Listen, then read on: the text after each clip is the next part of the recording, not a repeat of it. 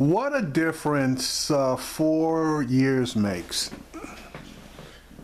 In the past, the Republican Party, anytime they heard of any potential dealings or decent positions as far as Russia was concerned, they would run around with their hair on fire. They would start screaming that the president was basically a communist sympathizer and that we had to deal with Russia from a position of strength. All that went out the window when Donald Trump ran for president. All of a sudden, from the right, there was silence as far as Trump claiming that he knew Putin. There was silence when he claimed that we should work with Putin. There was silence when Donald Trump defended Putin in his invasion of the Ukraine. There was silence when Donald Trump defended Putin in his backing of Assad. Now we come to find out that during Trump's campaign, that there were actual communications between the Russians and the Trump campaign. Really? This clip from I Am Joy, and honestly, there are clips all over the various shows regarding the Wall Street Journal expose regarding the confirmed contact between Russia and the Trump campaign, and the fact that Hope Hicks, who is the Trump communications head, has denied it. What did you expect her to do? To confirm it? But it's kind of funny that the Russians basically have confirmed it. The Russians basically hacked the DNC and the Clinton people. The Russians are working with WikiLeaks. And as we all know, all that information hacking and dumping was one-sided. So it doesn't take a rocket scientist to figure out that the Russians were playing a part in our political systems and our elections. Now, just in case you have any doubts, the Russians have already been successful in affecting political systems in other countries, and that's documented. And now they are looking at their huge success in affecting our political campaigns, and they are now going to throw their support behind a radical right-winger in France. So it looks like the Russians have a game plan, and their game plan is working. Check out this particular clip from AM Joy. We're to believe Donald Trump about his plans for U.S. foreign policy, America's role in the world stage is about to undergo a dramatic shift, starting most notably with an easing of relationships between the U.S. and Russia. This week, a diplomat in the Russian Foreign Ministry said that Trump's campaign had been in contact with Russian government officials in Moscow. Let me repeat that. A member of the Russian government is stating openly on the record that Russia had contact with the Trump presidential campaign. According to the Washington Post, Trump's spokeswoman Hope Hicks denied that there had been any contact between Russian officials and the campaign before Election Day. But the question of Trump and his campaign's chumminess with the Kremlin hangs over an election in which the Russian government was accused by the Obama administration of hacking emails with the explicit intent of influencing the outcome of the election, and in which WikiLeaks was believed to have been used by the Russians as a conduit for injecting information harmful to Hillary Clinton into the election. We haven't, in fact, heard anything yet from Trump that constitutes a concrete policy or plan on Russia. But his victory was nonetheless welcomed by Russian President Vladimir Putin, who Trump praised on the campaign trail, and who sent Trump a telegram of congratulations expressing his optimism for cooperation in ending a crisis in Russian-American relations. We do, however, have a bit more clarity on Trump's plans to lead our country in its approach to the Middle East. The Iranian nuclear deal, according to Trump, it will be torn up. And that's important because most foreign policy experts believe it's the one thing standing between Iran and a full-blown restart of their nuclear weapons program. The U.S.-backed Syrian rebels fighting Syrian President Bashar al-Assad, well, they may soon be on their own. And to our allies in NATO who are worried whether we'll continue to honor our commitments and stand with them against Russian aggression in places like Ukraine, the next occupant of the White House offers them a definite maybe, if they pay up.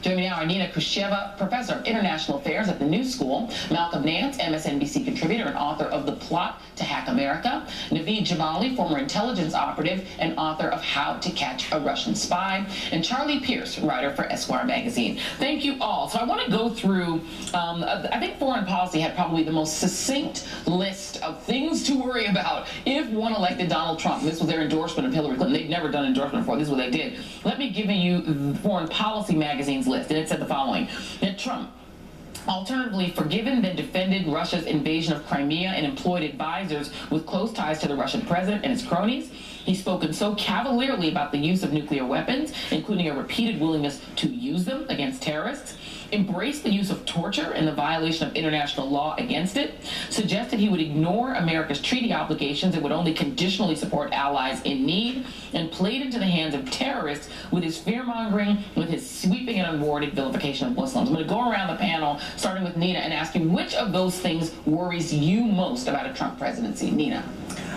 Russia worries me quite a bit, the relationship with Russia, and we don't know if it goes well. It actually is dangerous because then Vladimir Putin and Donald Trump may concoct some plan for the world that is not going to benefit the world.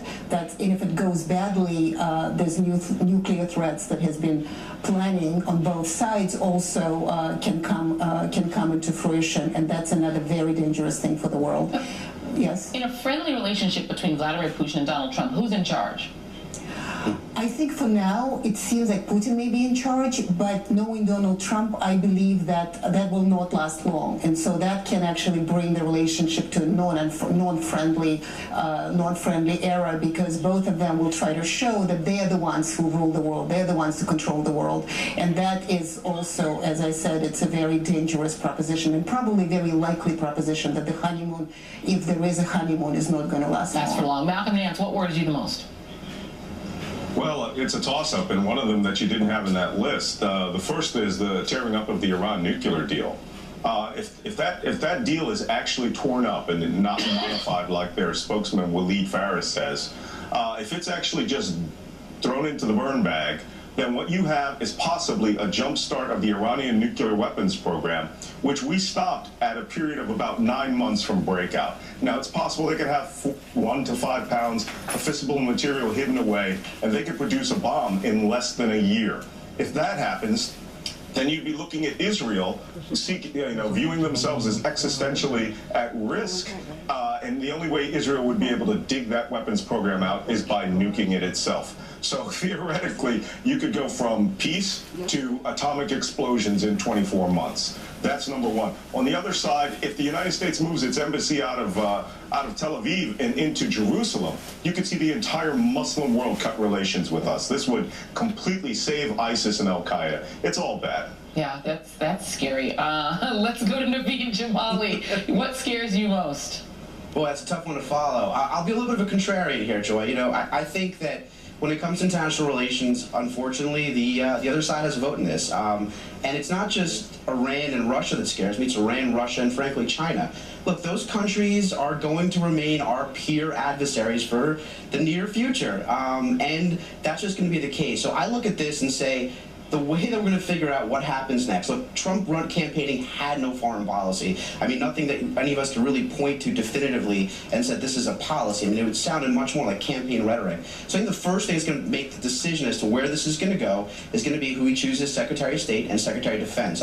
I'm very concerned about the concept of putting General Flynn in the cabinet, considering that, you know, there's a picture of him with Jill Stein having dinner with Mr. Putin. So there needs to be a real objective national interest formulated policy here, and that's my concern, because it's not going to be just Russia, it's going to be those two other countries, and you know, we have to protect our national interests. Yeah, I think a lot of Trump supporters might be surprised to learn the people around him sound really familiar. John Bolton, who thought the UN could use a few fewer floors, Waleed Farris, who was just mentioned by Malcolm, Newt Gingrich, Rudy Giuliani, General Flynn. These ain't, you know, populists, and these aren't new people, these are establishment people. All right, let's go to Charlie Pierce. What is the thing that concerns you most about a Trump presidency, foreign policy-wise? Well, I mean, I defer to the expertise of my fellow panelists on the details. What concerns me the most is inexpertise and naivete. I don't think the president-elect knows what he's talking about any of these issues. Yeah. And you just listed, I mean, and apparently the strategy for draining the swamp is to put all the snakes in charge. Well, apparently so. So I want to go through and talk a little bit specifically more about this Russia piece, because that is the thing that concerns me the most, is the balance of power between the U.S. and the Kremlin, because the Kremlin clearly has been stoking these right-wing populist movements around the world. They've now done it in the United States. And Nina, we learned from Heat Street that there apparently, at least a report says that the FBI may have been granted a FISA warrant covering Trump's ties to Russia. So you do have the federal government sort of potentially looking into it. If there are members of Donald Trump's inner circle, people like Carter Page, his former people like Paul Manafort, that have close ties to Russia and maybe to the Russian hacking operations, why should Americans worry about that? There's some Americans who are saying, well, we'll have peace if they're friends. Well, Americans should worry about that. It's not just with Russia. It's anybody who tries to hack the American political system is obviously something to worry about. Also, I have to say that there have been reports from FBI, but also there have been great reports disputing that very notion, and then it's just a suggestion by the FBI. And I must say, from my point of view, America goes a little bit crazy when Russia is hurt. I mean, Russia always goes first on the list, and the danger is not who had dinner with Vladimir Putin, maybe, but the danger is also could be on the other side. If John Bolton becomes a Secretary of State, as it was promised, then the relationship with Russia, how are they going to square that out? Because he's a neocon. Right, John Bolton is not going to have good relationship with Sergei Lavrov, the Russian foreign minister, so who is going to be on top of it? So the squabbling in the White House in regard to Russia, and maybe in relations to other countries or other foreign policy agendas, could also become very dangerous. Yeah. Because if there is a disparity between who wants to do what, then the world hangs in the balance. Yeah, and Trump supporters realize that Waleed Farris and John Bolton are neocons. You did not defeat the neocons. They're in the They're going to be in the Trump White House. Naveen, I want to talk to you specifically about that FISA warrant situation and this dispute whether FBI, you know, the criminal investigative side of the FBI throwing cold water on this story, who are known to also be Trumpists, right? And the other side saying that there is an active investigation. Where do you come down on that? Well, it's worth saying, again, you know, the FBI is sort of split into two silos. One is the traditional gumshoe criminal side, and the other part is the counterintelligence, which falls under DNI, Director of National Intelligence, which runs not necessarily investigation, but frankly intelligence operations. I spent 3 years working for that that counterintelligence side as essentially an asset who the Russians believe they recruit as a spy.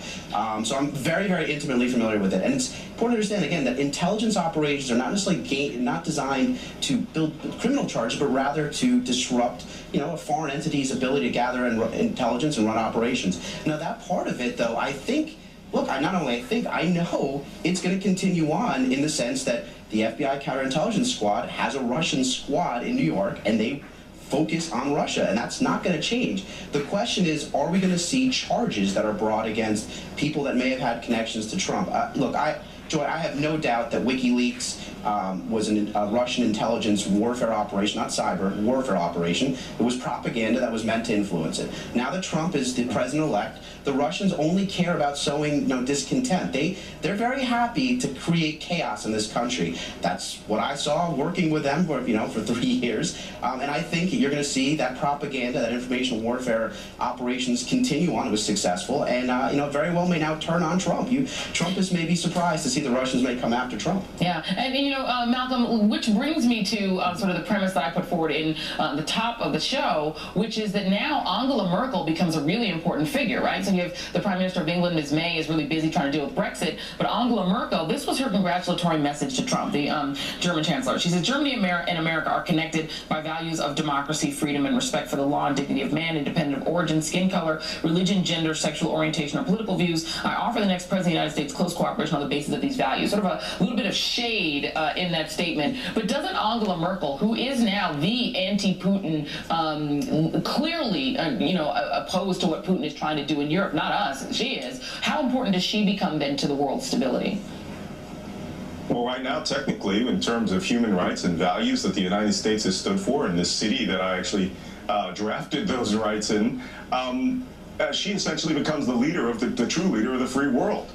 She is not espousing that we commit war crimes. She is not espousing that we should turn over, policy to Russia, or that we should disband the greatest treaty organization in the last 70 years, NATO, the way Donald Trump has espoused that. But on the other hand, Germany is having its elections in 2017, and she is going to be subject to the same political warfare, cyber warfare, compromat-style operation that we just suffered. So she may find everything she's ever said suddenly released through WikiLeaks and bring in the far-right groups that want to deport every immigrant out of Russia. Russia is carrying out the single greatest intelligence operation in the history of Russia, not to mention the KGB and the FSB right now. They have managed to turn governments over which would never have considered these things, starting with the government of the United States. Yeah. And I think this heralds deep counterintelligence investigation. Yeah, and not to mention France, that has its elections coming up too. Nina, well, that's what I was actually going to say, that if you watch Russia Today, which you probably don't, but I do sometimes,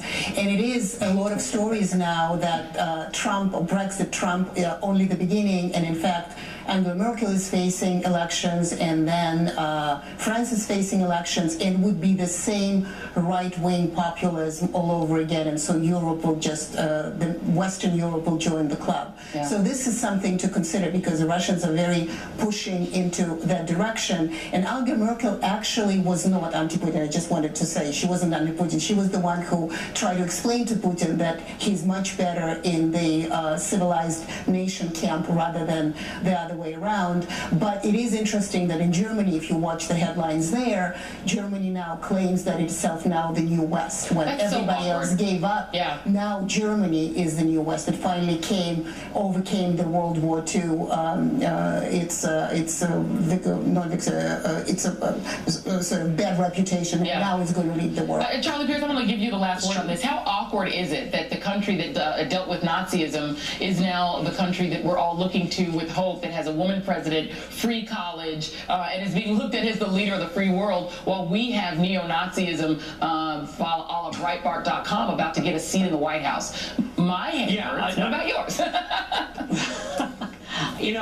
I think that what troubles me most about this is a measured choice at this point, but what troubles me most at this moment is watching, really decent people led astray. And I know that sounds like Cold War propaganda, but it really is what's happening. A lot of people who voted for Donald Trump because he's going to shake things up or he has my back is going to find out that he really doesn't. And I don't know what comes next after that in terms of anger and frustration. Yeah, that will be the last word, and it is a sobering one, and I think it's true. Charlie Pierce, we will definitely be keeping our eyes on it and watch as it unfolds. Elections have consequences.